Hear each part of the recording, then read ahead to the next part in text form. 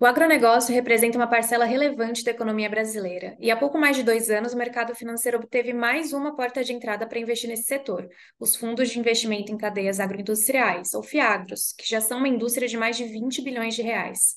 O ritmo de crescimento desse produto tem chamado a atenção, instigado especialistas que, concentrados nos grandes centros urbanos, pouco olhavam para o produtor rural.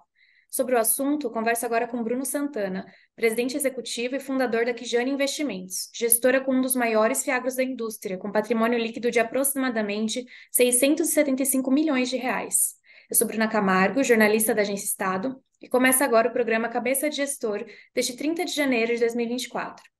Bruno, desde o ano passado, o mercado tem falado muito sobre efeitos climáticos, como o El Niño, pressionando alguns setores agrícolas. Quais são as principais preocupações sobre esses fatores e como eles impactam o agronegócio? Tem alguma região que deve ser mais afetada esse ano? Oi, Bruna, tem sim. Não me surpreende a primeira pergunta sobre isso, tá? Porque nas últimas semanas é basicamente o tema mais relevante sobre o qual eu tenho sido questionado. Mas antes de mais nada, eu queria agradecer o convite de toda a Agência Estado. É um prazer falar com você e com as pessoas que nos acompanham aqui. Para a gente é sempre um prazer falar sobre o agronegócio, né? Mas voltando ao questionamento, Bruna, sim, de fato, esse ano a gente tem ouvido questionamentos numa quantidade um pouco maior sobre fenômenos climáticos, porque, de fato, o estado mais relevante na produção agrícola nacional, que é o estado do Mato Grosso, está passando por um momento de seca que ele não via já há alguns anos. Ocorre que quem trabalha com agronegócio sabe que aquele jargão, que é uma indústria a céu aberto, ele é uma absoluta verdade, correto? Todos os anos a gente passa por momentos em estados que são bastante relevantes, de picos e vales, de secas, de momentos de maior ou menor produção.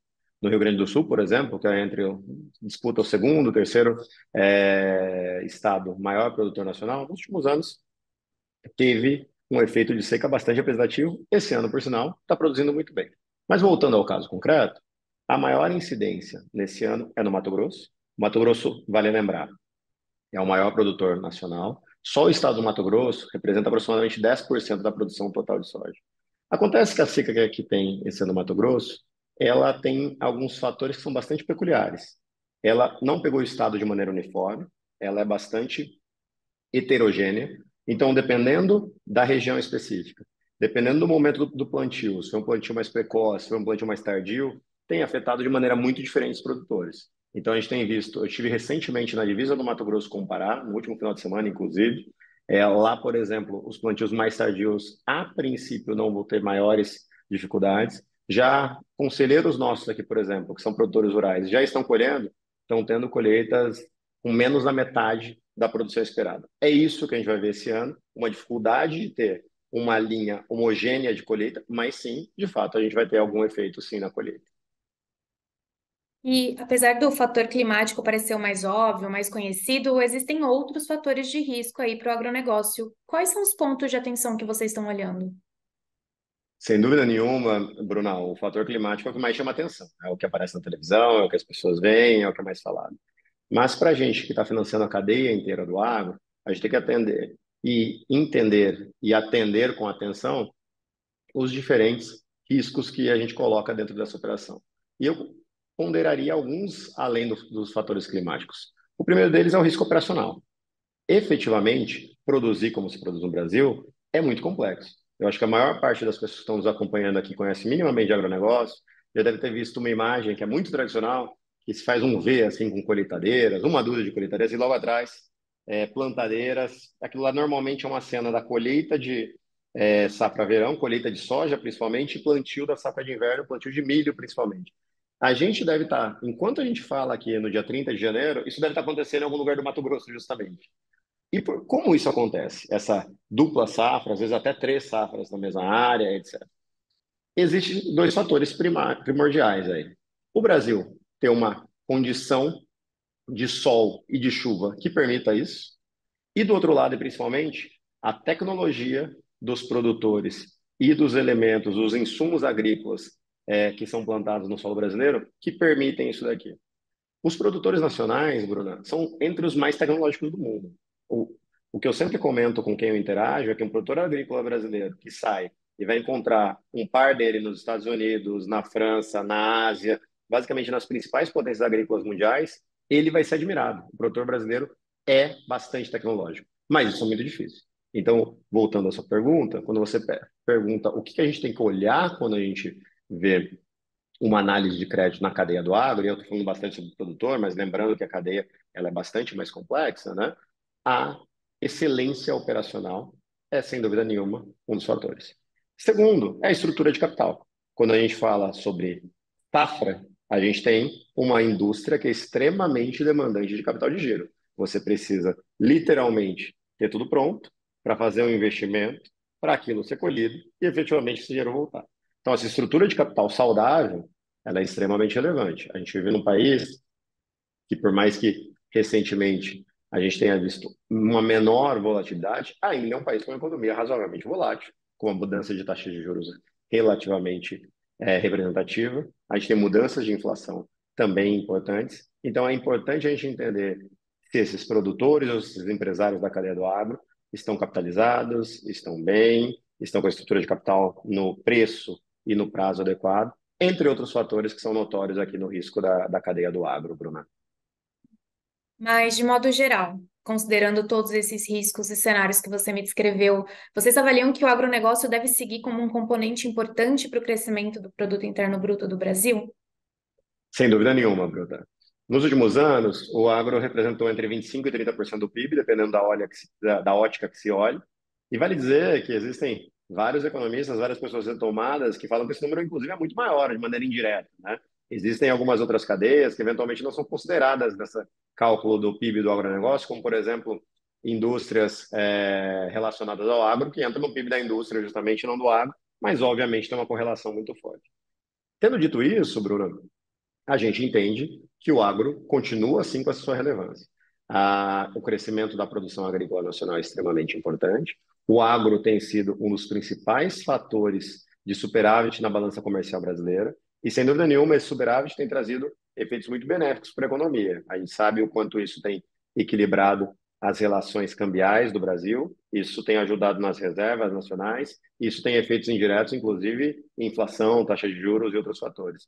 Então, esse protagonismo que o agronegócio tem na economia nacional, a vanguarda tecnológica, a extrema competitividade que o agronegócio tem em termos mundiais, a gente não vê nenhum elemento que nos faça crer que vai mudar de alguma maneira esse protagonismo tão relevante assim. Perfeito. Falando então de taxa de juros, a gente está com a perspectiva de continuidade de queda dos juros aqui no Brasil, além dos sinais de afrouxamento lá no exterior. No caso dos fiagros, muitas carteiras são atreladas à CDI, por exemplo. Então, esse cenário é um ponto de preocupação para rendimentos dos fundos, na opinião de vocês? A gente entende que a maior parte dos fiagros atrelados à CDI, o nosso aqui na Quijana Investimentos, o fundo mais representativo da casa, ele é majoritariamente de CDI também. A gente entende que isso faz bastante sentido, Bruna, pelo seguinte aspecto.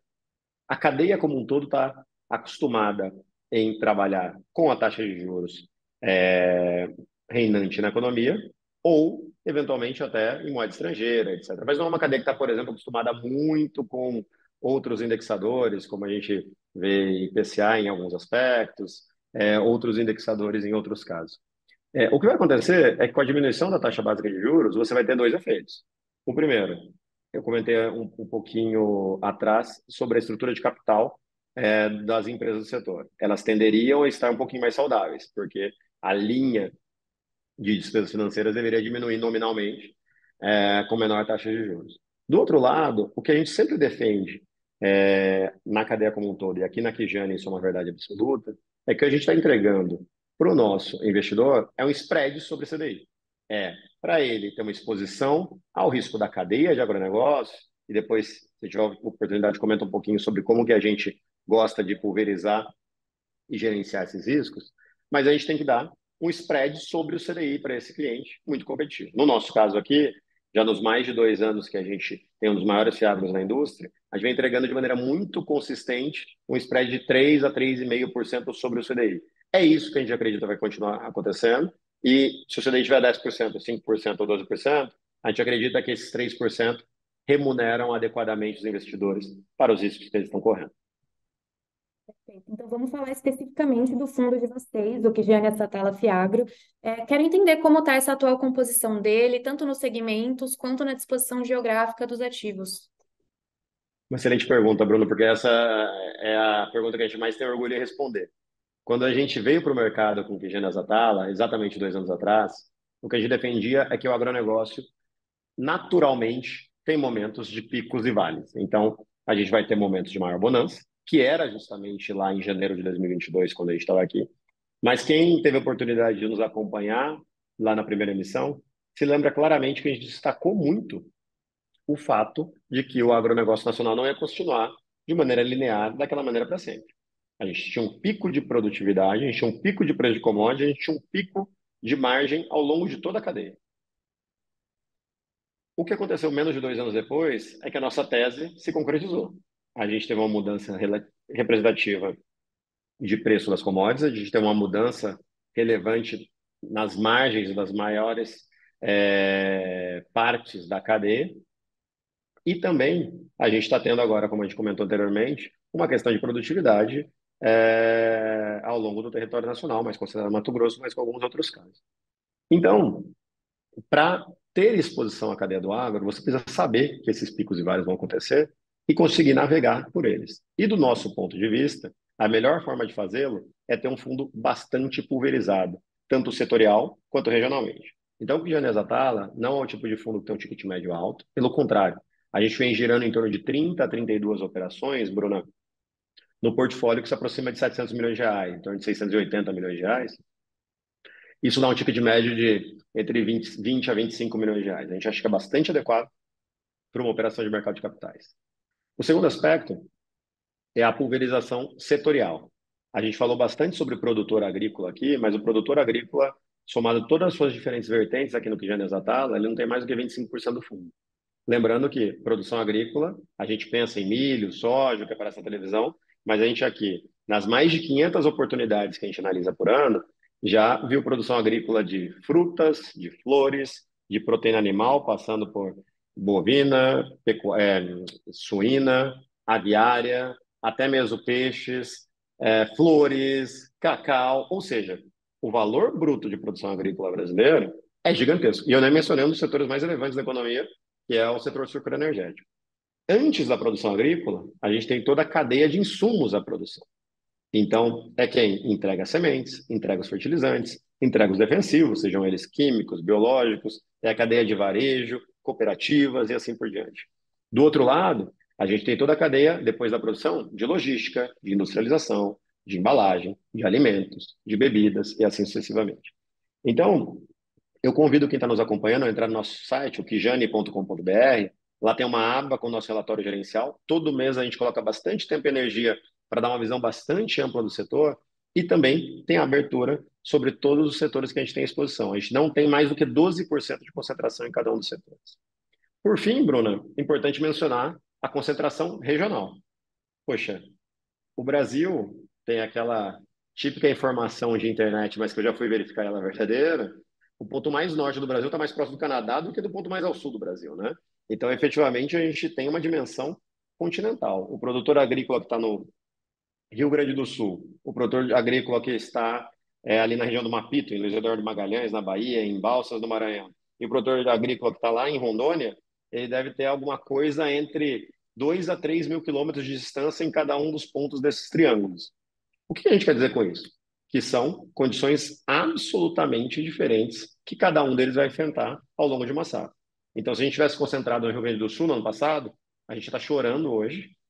Se a gente tivesse concentrado no Rio Grande do Sul esse ano, a gente estaria soltando fogos e rojões. Ao contrário, no Mato Grosso, se a gente tivesse no passado 100% lá, sem nenhum problema. Se tivesse 100% concentrado no Mato Grosso agora, pode ter certeza que meus cabelos brancos estariam muito mais brancos nessa altura do campeonato.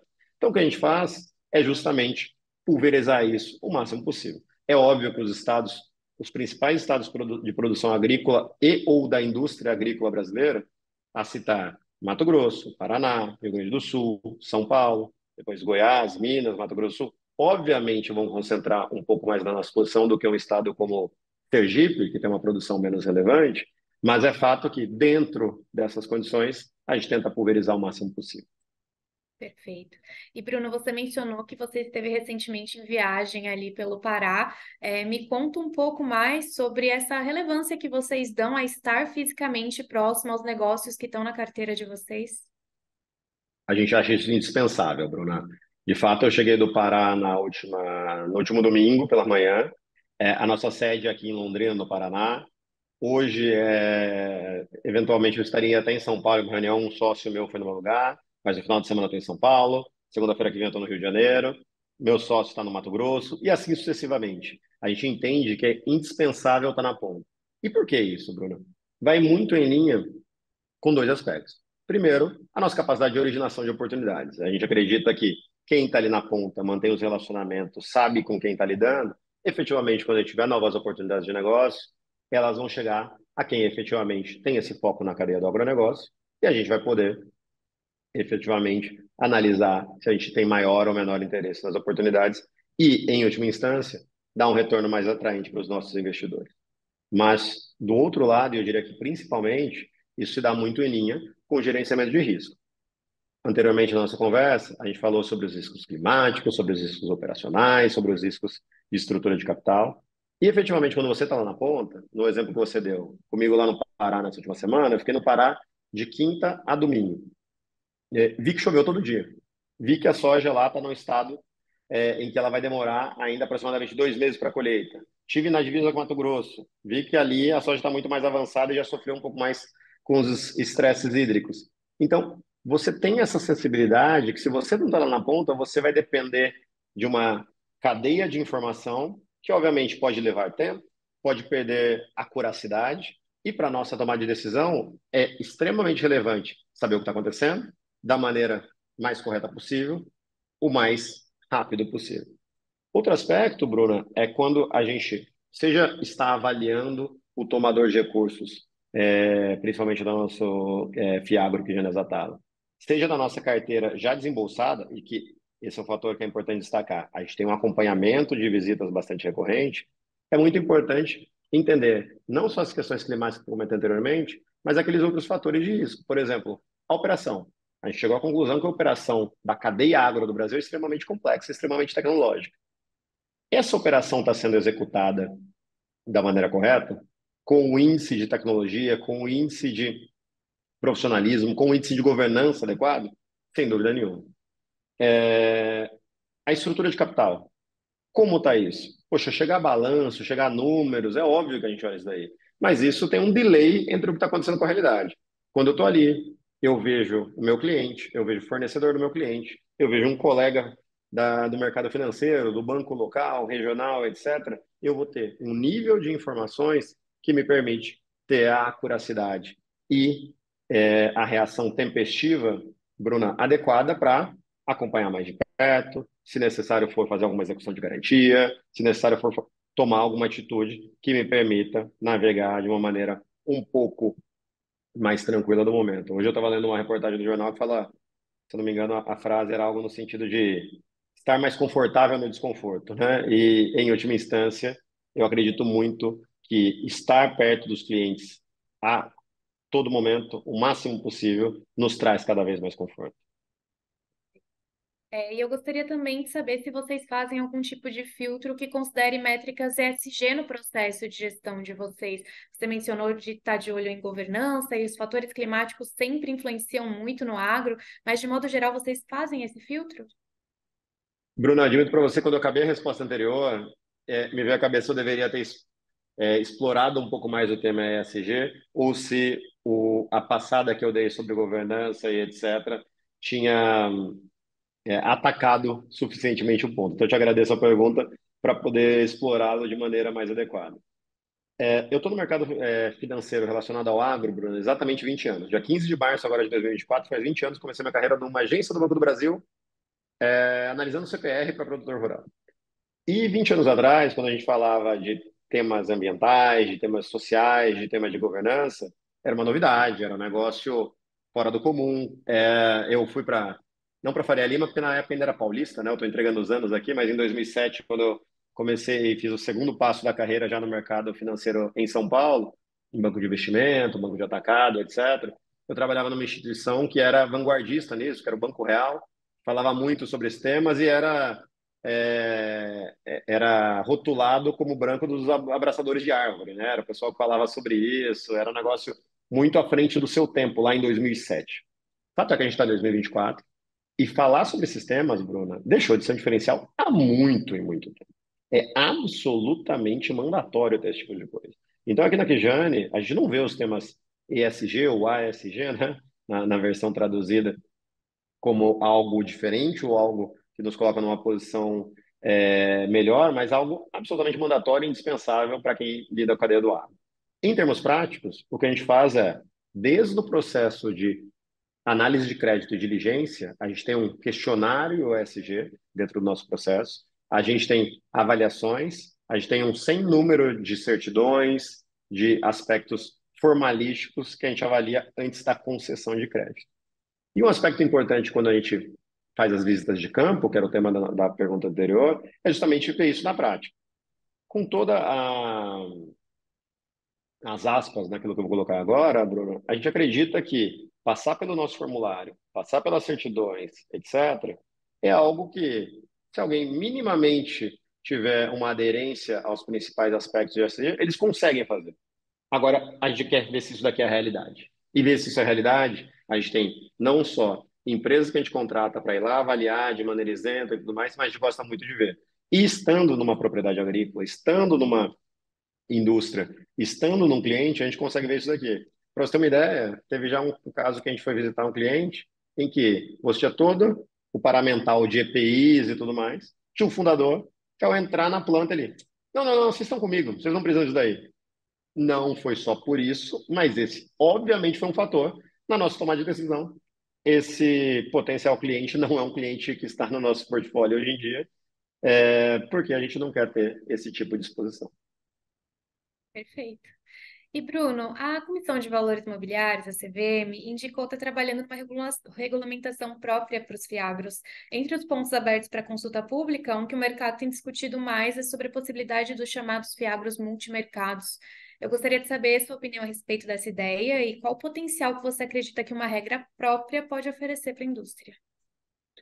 Eu acho muito positivo, Bruna. Eu acredito que tanto os legisladores quanto os nossos colegas da CVM têm feito um fantástico trabalho de ir amadurecendo o produto e essa aproximação do mercado financeiro com o mercado agro brasileiro. Se a gente pensar como o Fiagro veio ao mercado, ele veio à imagem e semelhança dos FIIs, né? Então, o que foi feito foi pegar uma legislação já madura, em que o mercado já conhecia, os investidores já conheciam, e adequá-la ao Fiagro de uma maneira, eu diria, mais embrionária. Eu acredito que essa abordagem foi extremamente válida e bem-sucedida. Porque, de novo, você trouxe elementos que muita gente do mercado, muitos stakeholders, para usar o termo mais bonito, né, já conheciam, e trouxe isso para um produto novo, para uma vertical da economia extremamente relevante, mas que claramente era subrepresentada no mercado de capitais. 2 anos depois, esse produto chega, está se aproximando da casa dos 20 bilhões de reais, né? Já passou dos 8 bilhões de reais, já tem centenas de milhares de investidores, pessoas físicas. Então, efetivamente, os legisladores, os órgãos de regulação foram extremamente felizes aí. Mas, como eu comentei, foi um primeiro passo.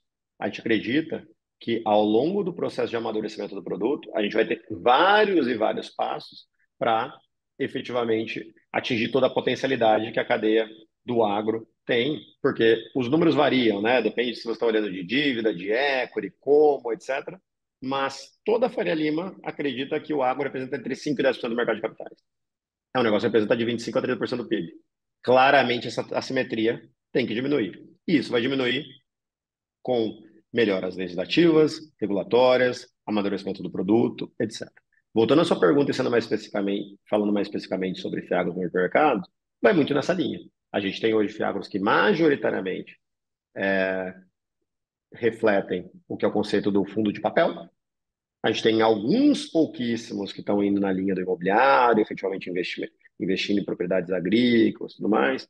A possibilidade do multimercado vai permitir que gestores como nós vamos ter acesso a diferentes classes de ativos, vão ter mais flexibilidade ao longo disso, e, em última instância, vão poder oferecer uma relação risco-retorno adequada para os investidores que, obviamente, queiram estar naquele tipo. Então, hoje, o que a gente tem, ao longo desses últimos 2 anos e meio de história do Fiagro, foi: poxa, eu quero investir no agro. O que tem é isso. Eu realmente acredito, Bruna, quando a gente olha 2, 5, 10 anos para frente, não vai ter mais essa coisa, pois eu estou investindo no agro. Poxa, o agro é um quarto ou um terço da economia. Eu tenho que investir no agro. Dentro do agro, onde eu quero estar? Eu quero estar com exposição em crédito, em papel, eu quero estar no ativo, eu quero estar no multimercado, e sem dúvida nenhuma, o mercado vai para esse caminho, e a gente que, com toda a modéstia, se considera um dos protagonistas desse mercado, acredita que vai poder efetivamente oferecer isso para os investidores. Excelente, Bruno. Muito obrigada pela sua participação. A gente encerra aqui o Cabeça de Gestor. O apoio técnico foi de Júlia Pereira, da TV Estadão, e a gente se vê no próximo programa. Até lá!